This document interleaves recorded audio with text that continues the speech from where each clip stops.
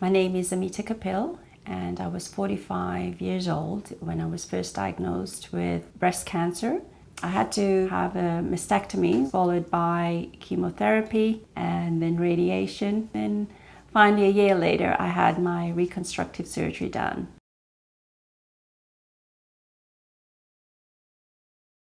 So rather than talking to everybody individually, decided to just get everybody together, and we did that at my sister-in-law's home, got everybody together there, and just told them basically I was diagnosed with breast cancer, I was going to have a mastectomy, and that I really just needed everybody to be strong. I did tell them that I didn't want people to be moping around me, I didn't want pity, and I didn't want anybody crying around me, because at that time I wasn't feeling that way myself. And I didn't want to be in that kind of environment as well. So, and I think they were pretty stunned, because while I was actually explaining this to them, I'm smiling, it's like I'm telling them I've just won the lottery, I'm going on vacation or something. So I think that made it really difficult for them, because they didn't know how to handle me or how they're supposed to behave, because I think if I broke down, that would have been helpful for them, that they could console me, but I didn't allow that. So I don't know whether it was just trying to be tough for everybody else, or maybe I was in denial, but I don't believe I was in denial. I think that was just my way of dealing with it, because I knew I had a lot more to deal with yet. So I had to be strong, and I didn't want to break down at this point. And that was it. So about 4 weeks after that, I started my chemotherapy.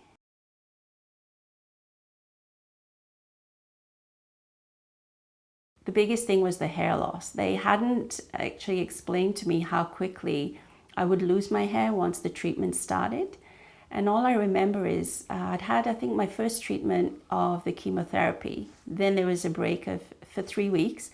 And during that 3 weeks, all I found was I was getting headaches, and my roots were really painful, and it felt like my hair was really dry. And my mom used to come in the mornings to just to give me a massage, and she used to massage my head. And I think after the 4th or 5th day, I couldn't even bear for her to touch my head. It was just bringing me to tears.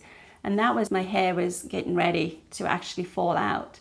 And I thought, oh, maybe it'll all just come out at once. But so I had areas that had no hair and areas that did have hair. And so when I looked in the mirror, that was really distressing. And that's when it first hit me. I looked ill. So I just, asked my son if he would just shave my hair off. So, we had a laugh about it. They tried to, they took some pictures.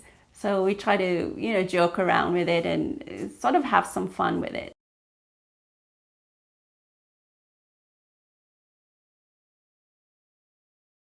The tumor has been removed. I've had the mastectomy. There's no guarantee that it wouldn't or it can't reoccur. I think that was the more frightening thing for me, that, when everything had finished, that the fear of, it could come back. When would it come back? And it was while I was going through my chemotherapy and my radiation, I was at that point where, it's just going on and on. When is it going to end? I just wanted it to finish. And when it came to the end, it was surprising. I was surprised at my reaction. And as much as I was looking forward for the treatment to end, because, I just wanted to get back to my life, when it came to the end, I started to get a bit frightened now, because while I was going to the hospital, while something was happening, I knew that somebody's looking at me and I'm being treated, and I felt secure. And then now that I had to go off the treatment was coming to the end. Now I was afraid, because I'm on my own.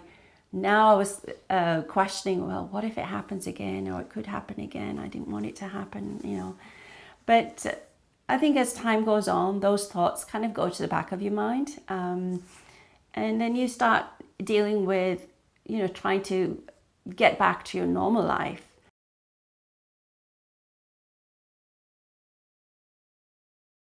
I couldn't face going to the support group, because I was just, feeling so sort of uncomfortable and, really groggy after after the chemo. So I never had the opportunity to meet other people or talk to other women who had experienced the same thing and how they dealt with it.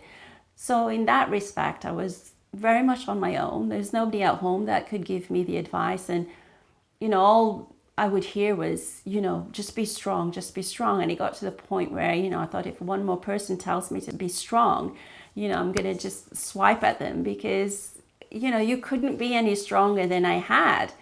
And I thought, how can they say that to me when they have no idea what I've gone through and what I'm feeling inside?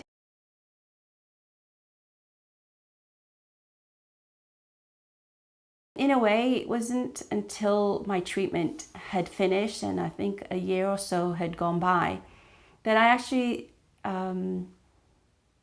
realized that maybe I had been too tough on my husband when I told him that, I just wanted him to be strong for me and, I didn't want to have to look after him. But I think he may have read that he couldn't be emotional in front of me or show any feeling.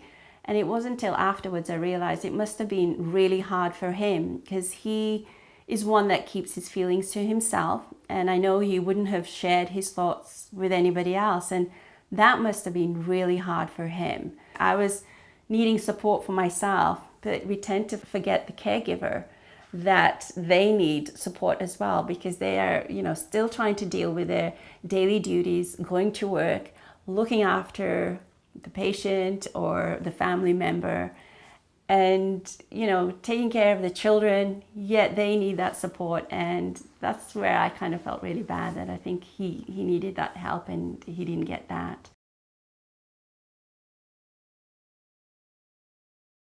When I look back as to the person that I was before I was diagnosed with cancer and to the person that I am now, I would say that I'm a lot stronger and I think my confidence has I've become more confident. I'm not afraid anymore. I'm not afraid to face my challenges. That's a big change in me. I'm sort of naturally, I think I'm a shy person, or I was, and I still am to a certain extent, but I think I've opened up a lot more since I've gone through my the cancer experience. So that's a positive change in me. So I think I sort of will stand up more and speak out more where I may not have done before. So that is a very positive change in myself.